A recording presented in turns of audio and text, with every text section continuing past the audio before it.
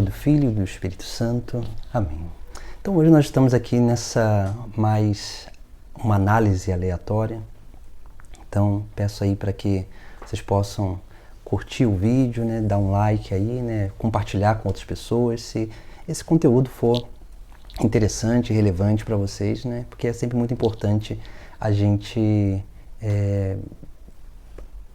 pegar, né, esses conteúdos, né, que de repente possa ser, né, enriquecedor para a nossa vida, que a gente possa tornar isso também enriquecedor para a vida dos outros. E é também muito importante porque se a gente não dá o like no vídeo, né, às vezes a gente tem bastante visualizações e tem pouca curtida, pouco like ali no vídeo, a plataforma ela entende que esse conteúdo não é relevante.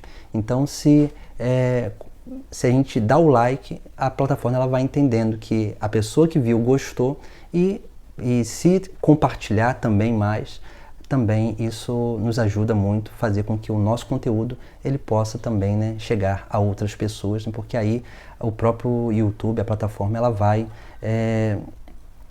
recomendando o vídeo para outras pessoas também. Hoje nós vamos falar, né, uma continuação do nosso último vídeo, né, dessas análises, que falávamos lá sobre aquele processo, né, de amadurecimento do ser humano e algumas características próprias, né, da formação, né, do ser humano, né, em suas idades, né. É claro que ali pode existir certas exceções, isso pode existir, mas em geral acontece mais ou menos daquela forma ali, né? Existe um padrão de comportamento para cada faixa etária, né? Hoje nós vamos falar um pouco algo semelhante àquilo, mas com relação à nossa vida espiritual. Porque todos nós, né, na nossa vida espiritual, nós também temos idades, né, da nossa vida interior. Se nós olharmos bem, né, se a gente pegar, né, o início da nossa caminhada, nós tínhamos um padrão de comportamento.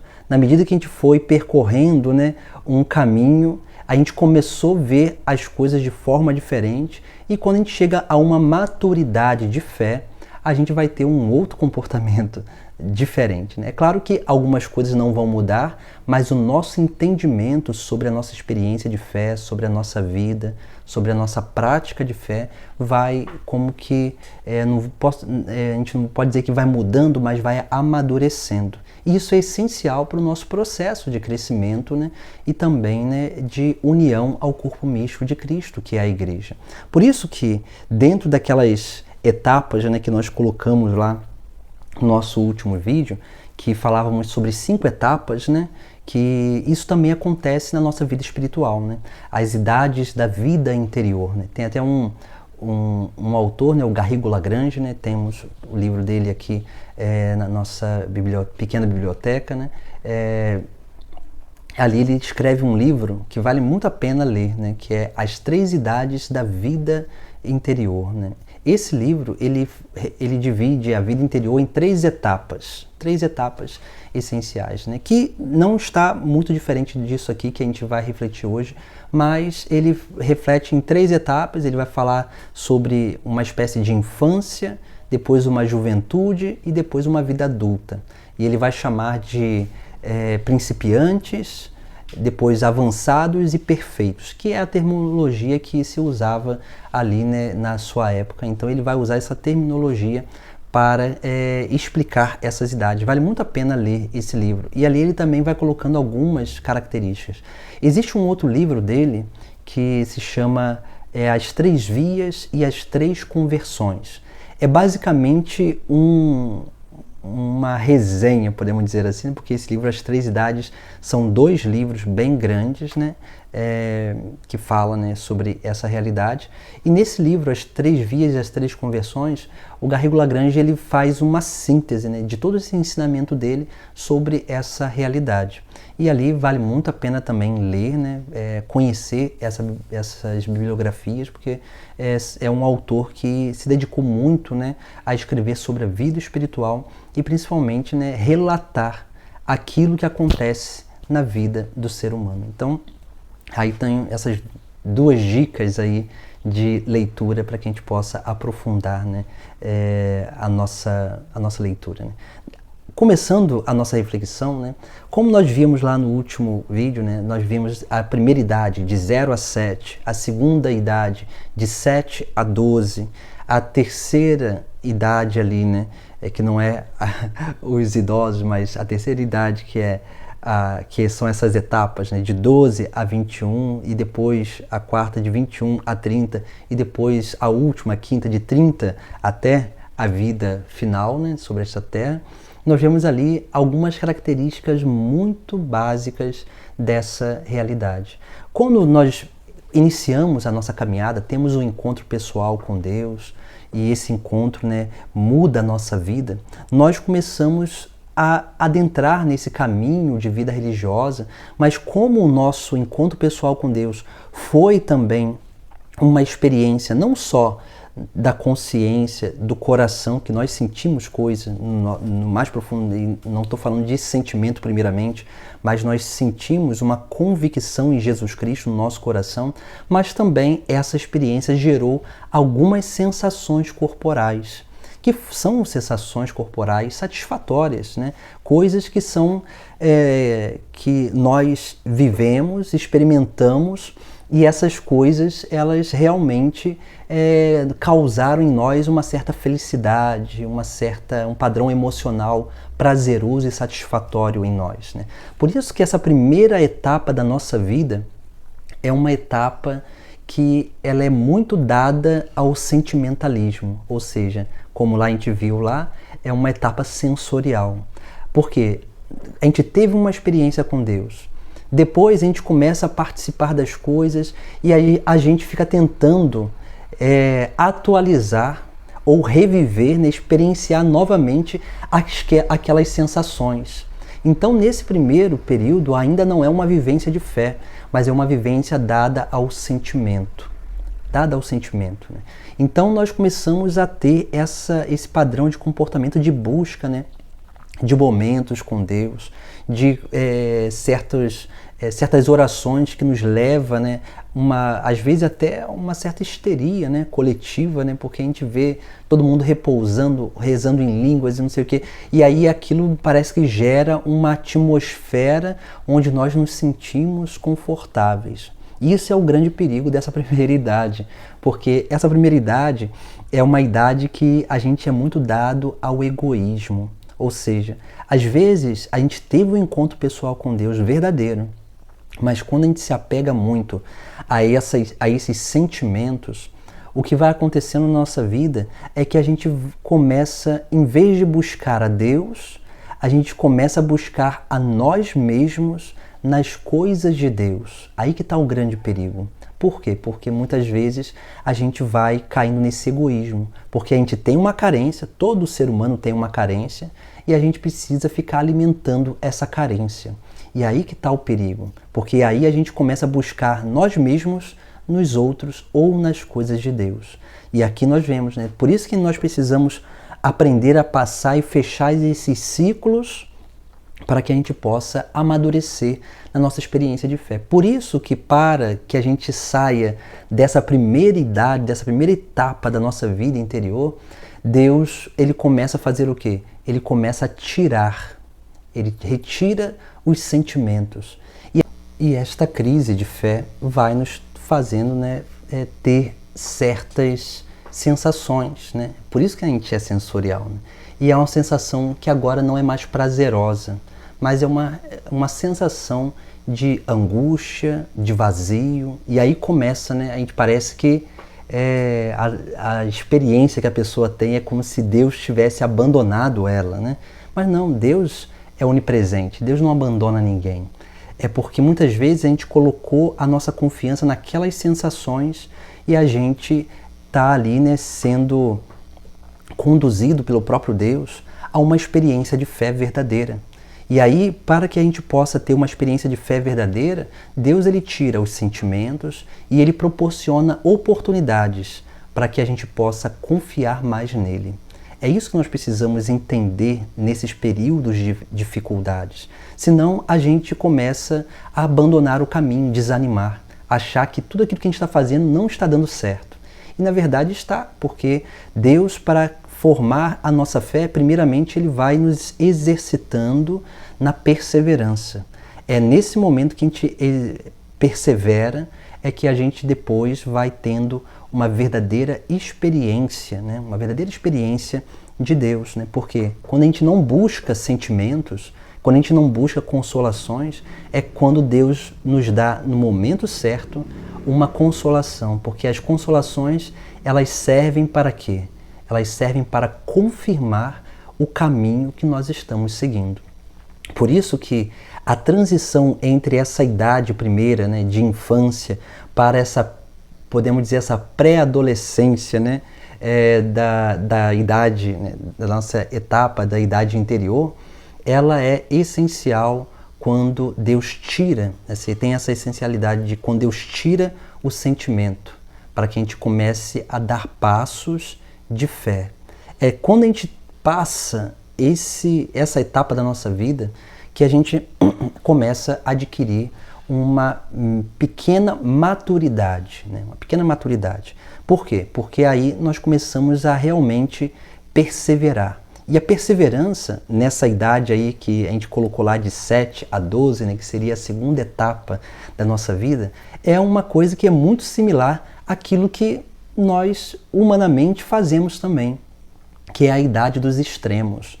Quando nós saímos um pouco dessa coisa sensorial, quando a gente começa a viver uma experiência realmente de fé, de perseverança, a gente começa aí a ser ou tender a uma vida muito radicalista. Ou seja, o que é isso, né? A gente começa a avaliar o mundo segundo as nossas práticas religiosas. Aí a gente não consegue realmente olhar para o outro com um olhar de misericórdia, mas a gente olha para o outro só com um olhar de condenação. O que isso proporciona na nossa vida, né? É porque a gente vai sempre, por isso que é uma fase de uma vivência radical, mas sai um pouco dessa radicalidade do Evangelho para um radicalismo dos nossos próprios achismos, porque a gente começa a se colocar como padrão de comportamento dos outros, né? Então, se a gente vive uma vida radical ou radicalista, a gente vai querer que os outros vivam aquilo. E aí a gente, em vez de ajudar os outros a viver aquilo que nós estamos buscando viver, a gente vai meio que fazer acepção de pessoas, porque se essa pessoa não vive isso, então ela não serve, né? Se essa pessoa vive isso, então ela serve. Então a gente vai começar a ser juiz dos outros. Isso acontece na nossa vida, né? Então nós precisamos ter esse cuidado. Por isso que nessa época, né, nessa etapa da nossa vida interior, a gente tende a ser um pouco egocêntrico. E isso às vezes, né, acontece dentro da nossa própria casa. Porque se a gente participa da igreja, a gente vive uma experiência com Deus, aí a gente quer que todo mundo em torno da gente viva aquela mesma experiência. E se ela não vive aquela mesma experiência, aquela pessoa não serve, ela vai ser condenada ao inferno. E não é assim que as coisas acontecem, né? Cada um tem um tempo de amadurecimento, cada um tem um tempo, né, de resposta, de correspondência. Alguns crescem com uma capacidade mais de tempo mais rápida, outros menos. E assim é a vida. E nós precisamos realmente ter esse cuidado para que a gente não fique nesses extremos, né? Nos extremos, sendo juízes dos outros, né? E nem caia nesse egocentrismo, né? Onde a gente fica buscando ali ser o padrão, né, de comportamento dos outros. E aqui nessa idade, por causa do egocentrismo, aqui começa também a acontecer o quê? As divisões. Quando a gente não amadurece, né? Começa a acontecer as divisões dentro da igreja, né? Por exemplo, quando a gente é muito egocêntrico e a gente quer que os outros vivam aquilo que a gente está vivendo e a gente começa a ser padrão dos outros, olha a idolatria do próprio eu, né? As pessoas, elas começam a querer ser Deus dos outros. E aí que é o grande perigo e o problema. Por quê? Porque essa pessoa, ela vai querer trazer para si mesmo as outras pessoas e não levar para Deus. Esse é um perigo que nós podemos correr, né? E isso acontece muito dentro da igreja, né? Acontece com coordenadores, acontece com diáconos, sacerdotes, até com bispo pode acontecer também. Por quê, né? Porque quando a gente começa a ser muito egocêntrico, a gente vai querer que todo mundo esteja ao nosso redor. E quando a gente começa a querer que todos estejam ao nosso redor, a gente vai suprimir a experiência de fé por uma experiência sentimental. É por isso que a gente vê tanta imaturidade espiritual no mundo de hoje, né? Então, assim, a imaturidade, às vezes, no povo de Deus e, às vezes, até nos pastores de Deus também. Por quê? Porque, às vezes, a gente vê certas coisas que não mais anunciam a Jesus Cristo, mas anunciam uma pessoa. E todos nós conhecemos isso, né? Nas pessoas acontece muito assim, né? A pessoa, todo mundo já escutou alguém falar assim: eu gosto tanto da missa daquele padre, mas não é a missa, não é a mesma missa, não é o mesmo ritual.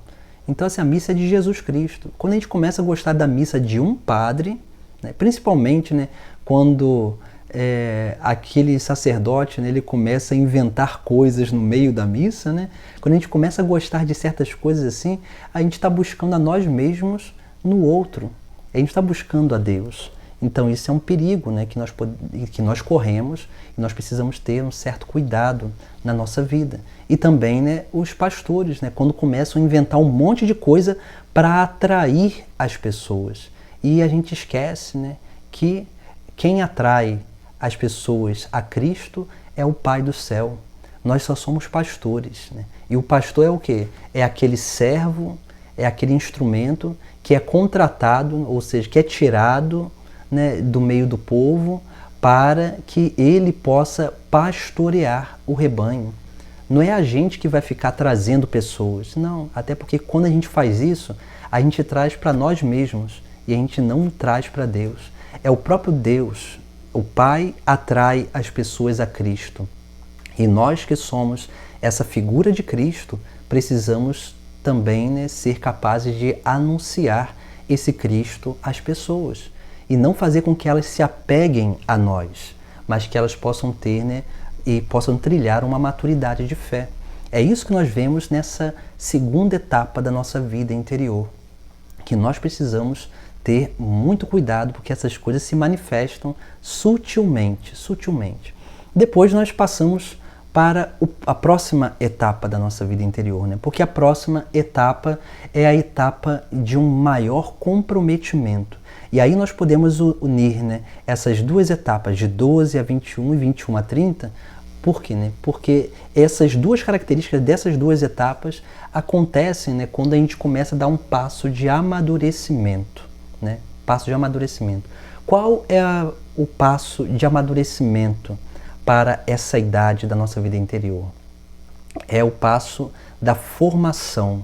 Né? Quando a gente começa a sentir um desejo, uma necessidade de mais formação, de dar razão, né, para a nossa esperança, como diz São Pedro na sua carta, quando a gente começa a buscar, né, cada vez mais entender aquilo que nós vivemos, aquilo que nós celebramos, né? Entender a nossa fé, a nossa moral. Quando a gente começa a buscar esse aprofundamento, a gente começa a trilhar um caminho de passagem, né? Fechar um ciclo para abrir um outro ciclo.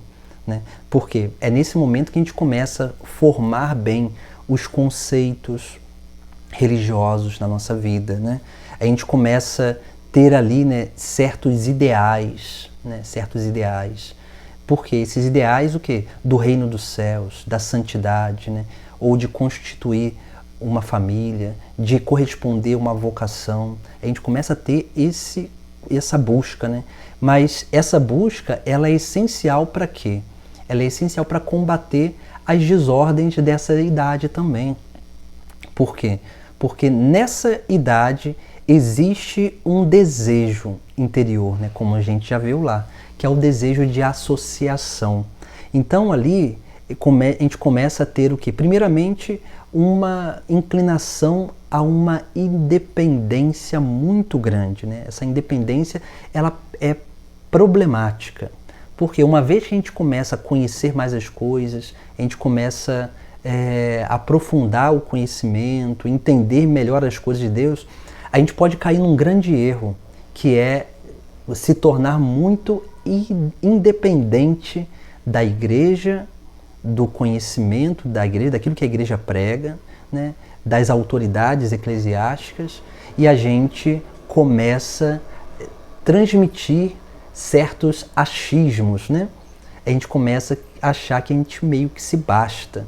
E entenda que a igreja, ela não nos conduz num caminho de independência, ela nos conduz num caminho de autonomia, porque o caminho de autonomia é um caminho onde nós entendemos a nossa liberdade, reconhecemos a nossa responsabilidade, o nosso comprometimento com Deus, e assim nós conseguimos usar a nossa liberdade de forma cada vez mais responsável para cumprir, né, os nossos deveres, né, e também, né, aprender a viver aquilo que são os nossos próprios direitos dentro da igreja, dentro do caminho de salvação. E é por isso que muitas vezes a gente sente o que? Uma necessidade de associação. E aí que está o grande perigo. Então, assim, se a gente não forma bem a nossa consciência, a nossa vida espiritual, né, através da vida intelectual, mas também da vida de oração, dessa experiência, né, de oração, o que pode acontecer na nossa vida é que a gente começa a se associar a grupos que podem corresponder aos nossos achismos. E aí por isso que as pessoas começam a buscar grupos extremistas, né, e acaba se afastando da verdade que a igreja nos ensina. Por isso que essa realidade é um pouco, né, essa etapa da vida, né, da nossa vida, é uma etapa que nós precisamos ter um pouco de cuidado, porque esse desejo de associação a grupos, ela é importante, porque ela tem a ver com o nosso chamado vocacional, né, o nosso carisma, a nossa espiritualidade. Por isso que é nessa etapa da nossa vida que a gente começa a perceber o que Deus quer de nós, né? Então a gente vai começar, né, a buscar, né, ou aquela pessoa que busca a vida religiosa, ou busca a vida matrimonial, ou a vida sacerdotal, né, o chamado, né, de Deus para a sua própria vida, né, ou alguma comunidade de vida para que possa ter, né, tem gente que tem uma necessidade de viver uma vida comunitária, assim, dentro de um carisma, dentro de uma espiritualidade. É nesse momento que a pessoa ela começa a buscar coisas assim, se associar a ambientes que possa colaborar com essa correspondência dela a Deus, né? E assim é a nossa vida. Mas é por isso que nós precisamos ter cuidado com esse desejo de independência, ter cuidado também, né, com essa questão da nossa própria formação.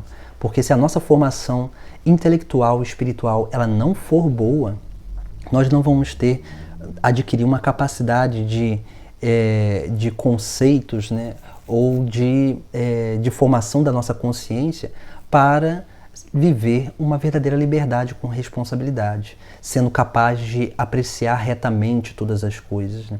Ser capaz de, é claro, né, de dar esse passo de correspondência a Deus, né? E principalmente, né, de idealizar algo e seguir firmemente para esse ideal, esse fim último da nossa vida, que é o reino dos céus, que nessa terra tem o seu caminho de peregrinação, que é a nossa vocação, o nosso chamado particular.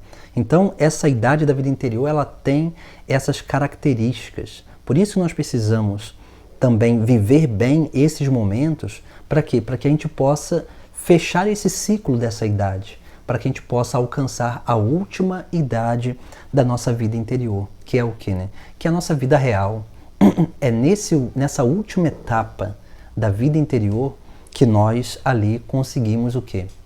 Conseguimos voltar às nossas origens. Quando a gente alcança uma verdadeira maturidade, é que nós começamos a perceber que a nossa família é importante, a união da igreja é importante. É nesse momento que a gente começa a ter um afeto mais ordenado para com as pessoas e não um desejo de prazer para com as outras pessoas. É nesse momento que a gente começa a ter a gente pode dizer que é uma sensação ou uma atitude de alteridade, né? De sair de si para ir ao encontro do outro. É nesse momento que nós conseguimos viver a nossa vocação em plenitude. Quando nós nos reconhecemos parte de uma família, quando a gente consegue, né, ter, né, um afeto ordenado, né, e harmonioso para com os outros, quando a gente consegue sair de nós mesmos, né, morrer para a nossa vontade, para fazer a vontade de Deus, né, e essa vontade de Deus que se manifesta na vida do nosso irmão, né, diante daquilo que ele precisa para cada momento.